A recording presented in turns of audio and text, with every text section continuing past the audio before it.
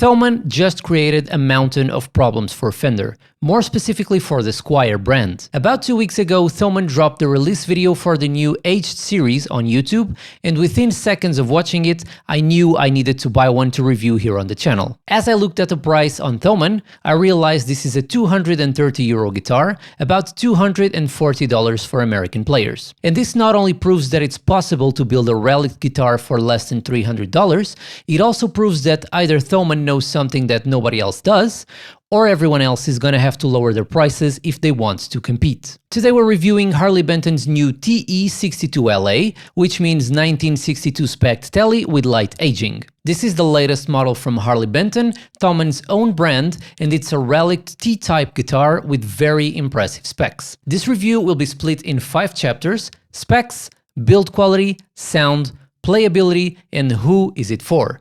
We'll start off the video with a 1-minute pre-recorded demo to give you a sense of what the guitar sounds like in a full project, and we'll have 3 real-time clips with no processing throughout the video so you can hear the guitar by itself.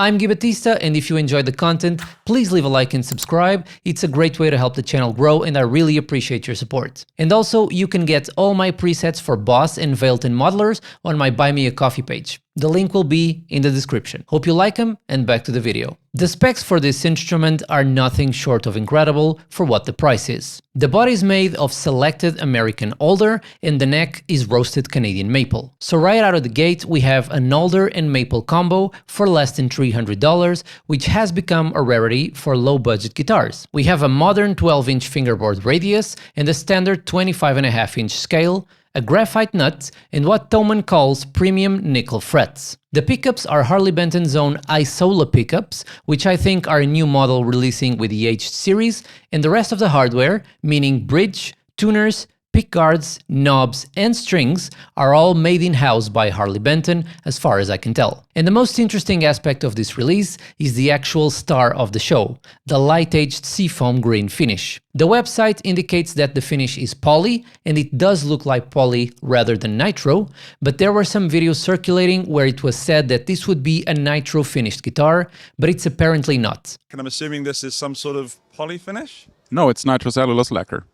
I'm not experienced enough with finishes to tell you for sure what it is, but it does not look like a nitro finish.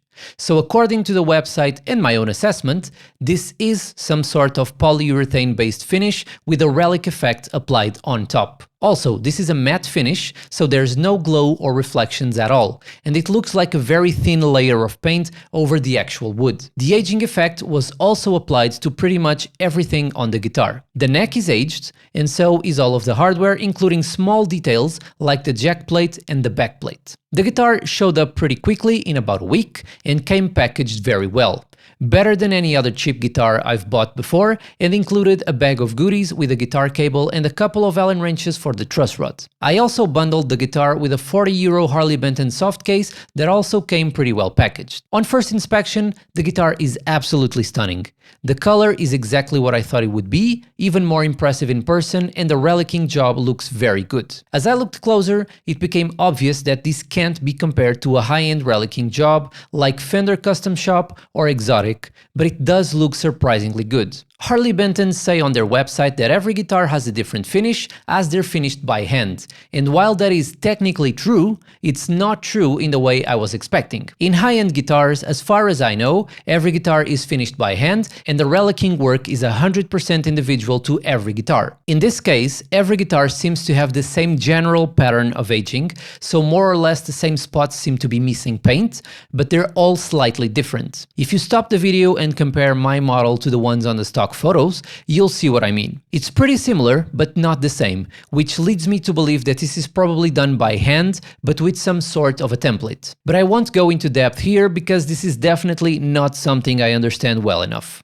In terms of build quality, Harley Benton is extremely impressive. I've honestly never picked up a sub $300 guitar that feels like this. The neck feels fantastic, and the aging here, unlike on the body, does look like an expensive custom shop. The tuners, pickups and bridge look very good as well, and the most impressive part were the knobs and the pickup switcher. Great build and feel for the price point. Not as good as something high-end, but very comparable to most sub $1,000 guitars. The only disappointing thing was the jack plate, which despite looking great, has some sort of problem where the jack doesn't go all the way in.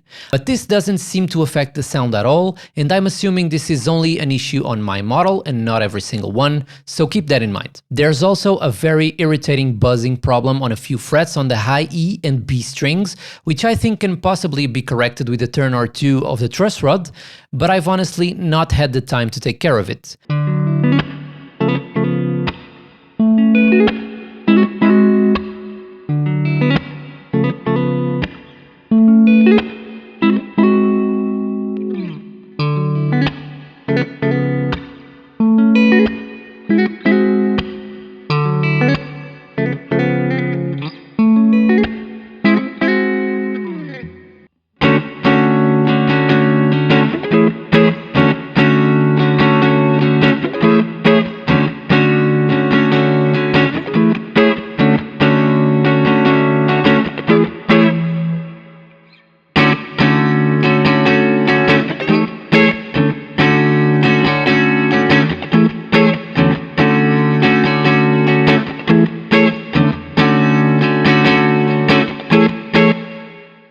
The sound of the guitar is not as impressive as the aged finish. I've owned 4 Telecasters before and I'm a huge Tele fan, and I think I'm pretty comfortable with how Teles should sound. And this guitar is not it. It doesn't sound bad at all, but it doesn't sound like a typical Telecaster. The Isola pickups are way too dark and not edgy enough to be a Tele. I'm used to the bridge pickup on Telecasters being an absolute rock machine, and it's honestly my favorite bridge pickup of all time, but here it's quite different. It sounds good and it's similar to a Tele bridge pickup, but it lacks the power I was expecting. In my view, it sounds like a mix between a Tele and a Jazzmaster in a way. It seemed like the pickup was slightly tamed. It sounds twangy, and it's particularly good with fuzz and distortion sounds, but lacks the typical mid-range of a Tele. The neck pickup, however, is considerably worse. In my opinion, this pickup is almost useless with any type of overdrive. It's super dark and not as wide sounding as your typical Tele neck. When you step on the overdrive, the pickup gets lost in the mix and is unable to cut like a typical Tele neck. The Tele neck is one of my favorite sounds because it sounds so much wider than the Strat, which is a much more focused sound. But this particular pickup lacks that wideness and is instead a darker pickup with a slight nasally tone that reminds me of a Strat sound, but not in a good way. To be fair to Harley Benton, the neck pickup sounds decent on a clean tone, but even then, even with my best compressors and reverbs, it's not as good as it should be. So all in all, the guitar doesn't sound bad, but I found the sound profile to be too different from what I want in a 62 Tele, and while I think it's still a perfectly fine guitar for live playing, for more detailed studio recordings, I'm not sure this guitar sounds good enough.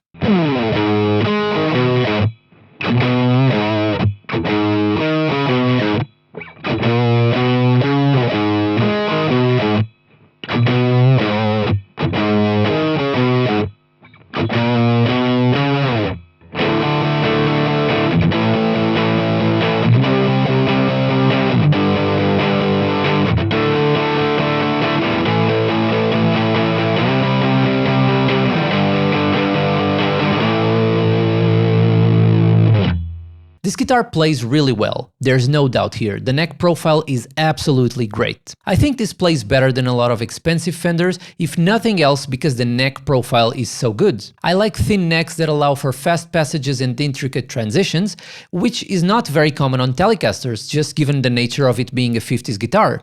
But this neck absolutely covers that. Sure, it's not as fast as my Ibanez RG, and it doesn't feel as premium and slick as my Fender Vintera, but it's a great neck for most people and it will allow any genre to be played comfortably. The aging on the neck is another wow factor on the finish. It looks great and has the added benefit of making this guitar incredibly comfortable and non-sticky, which can be a problem for fast playing. Now, let's not be too overly positive here. While I do think the guitar plays really well, there's a couple of issues. Slides are not very smooth and bends are quite tough. The bends being tough can be attributed to the format of the Tele bridge and the tension of the 10-gauge strings, since I'm used to playing 9s on a Strat. But the lack of smoothness in the slides, in my opinion, is a result of the fretwork not being fantastic and the wood not having a great finish. I think this would probably get better with time, as wearing in a fretboard and oiling it usually makes it smoother. But other guitars I have been smooth from day one,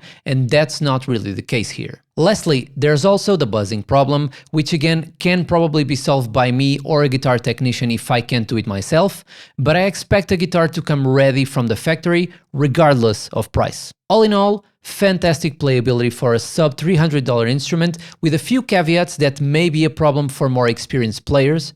If you're a beginner, it's unlikely you need to worry about these problems for a while.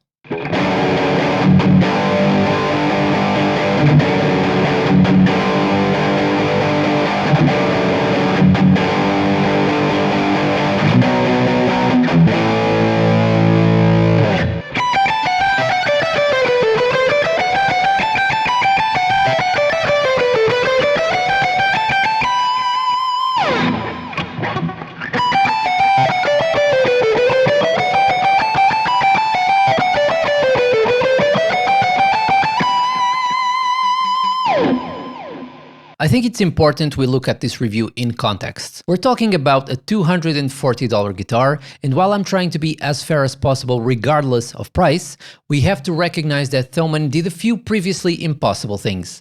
They came out with a Relic'd guitar that looks great for $240 and still maintained a very impressive standard of quality on every other aspect of the instrument for the price point. In other words, not only the guitar looks great, it also plays great and sounds very decent. Does it sound or look as good as a Vintera? Hell no.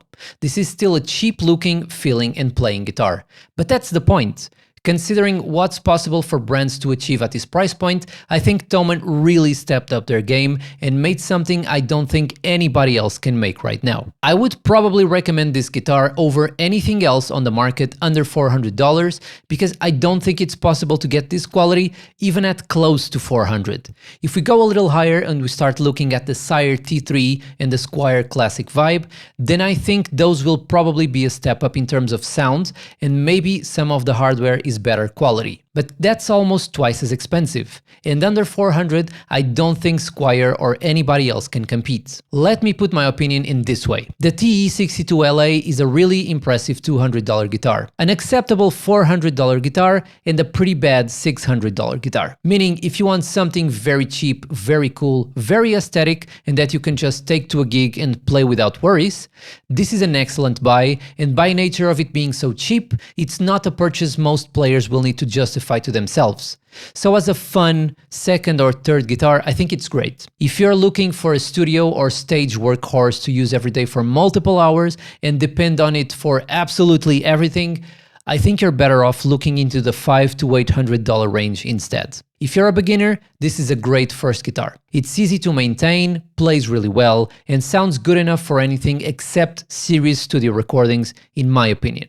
All in all, I don't see many reasons not to buy this guitar. If you're a beginner, it's got everything you need while looking super cool, if you like Relic'd, of course. And if you're more advanced, you're probably not expecting to depend on a $200 guitar anyway, so you're probably buying this for additional sound variety or as a backup, in which case I think this is a fantastic buy. Not the best Telecaster out there, but certainly one of the coolest ones available. Guys, if you enjoyed the video, please subscribe, and up next I'll be comparing the Harley Benton directly to my $1,000 Fender Strat, so make sure to subscribe to get notified when that video comes out. Anyway, thanks for watching, I'll see you next time.